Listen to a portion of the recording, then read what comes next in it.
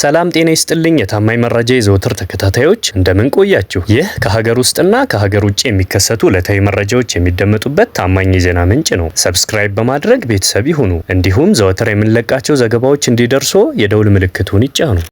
ድርድሩ እንዳይሳካ የሚጥሩ አመራሮች በውስጣችን ነበሩ ሲሉ አቶ ጌታቸው ረዳ ተናግረዋል። በሰሜን ኢትዮጵያ ተከስቶ የነበረውን ግጭት በድርድር ለመፍታት በሚደረገው ሂደት አንዳንድ አመራሮች የሰላም ድርድሩ እንዳይሳካ ሲጥሩ እንደነበር የፕሪቶሪያ የሰላም ንግግር ዋና ተደራዳሪ የነበሩት አቶ ጌታቸው ረዳ ተናግረዋል። ከፕሪቶሪያው የሰላም ስምምነት በፊት በሲሼልስና በጅቡቲ የሰላም ስምምነት ለመፈጸም ተቃርበን ነበር። ነገር ግን በእኛ መካከል የነበሩ አንዳንድ አመራሮች በድርድር ሂደቱ ሌላ አካል እንዲገባ በመፈለጋቸው ስምምነቶቹ ፈርሰዋል ብለዋል። በሰላምና በድርድር የሚያምን ቡድንም በውስጣችን ነበር ያሉት አቶ ጌታቸው አንዳንድ አካላት ግን በድርድሩ ሶስተኛ ወገን እንዲገባ ይፈልጉ ነበር ሲሉ አብራርተዋል። እነዚህ አካላት አንዱን አካል ጥፋተኛ ሌላውን ደግሞ ሐቀኛ እያሉ ይበልጡን እንዳንስማማ የሚያደርጉን ነበሩ ሲሉ ገልጸዋል። እንዲያም ሆኖ ማንም ጣልቃ ሳይገባብን ራሳችን አስቀድመን መወያየታችን ፕሪቶሪያ ላይ ልዩነታችንን ለመፍታትና ወደ ስምምነት ለመምጣት አግዞናል ሲሉ አቶ ጌታቸው ረዳ ተናግረዋል።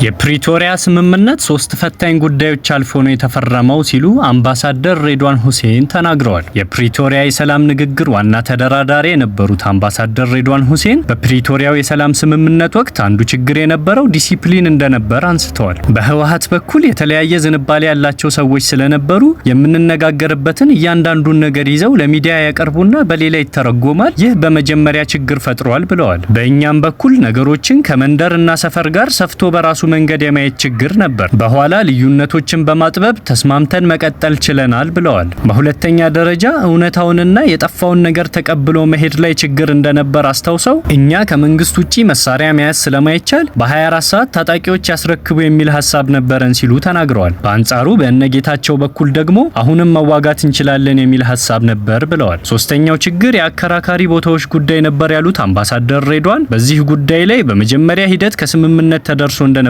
ጠቅሰዋል። ቆይቶ ጉዳዩ እንደ አዲስ ተነሳና ስምምነታችንን ሊፈታብን ነበር፣ ግን በኋላ ሊፈጥር የሚችለውን ውድመት በማሰብ አቀራራቢ ነገሮች ላይ ስምምነት ማድረግ ችለናል ሲሉ ተናግረዋል። ቀዳማዊት እመቤት ዝናሽ ታያቸው ለ270 አካል ጉዳተኞች የዊልቸር ድጋፍ አደረጉ። ቀዳማዊት እመቤት ዝናሽ ታያቸው ከቻይና የገጠር ልማት ፋውንዴሽን ጋር በመተባበር ለ270 አካል ጉዳተኞች የዊልቸር ድጋፍ አደረጉ። ቀዳማዊት እመቤቷና በኢትዮጵያ የቻይና አምባሳደር ቼን ሃይ በአንድነት ፓርክ ተገኝተው ለተወሰኑ አካል ጉዳተኞች የዊልቸር ድጋፍ አድርገዋል። የተቀሩት ዊልቸሮች በመላው ኢትዮጵያ በችግር ላይ ለሚገኙ አካል ጉዳተኞች የሚተላለፍ መሆኑም ተገልጿል።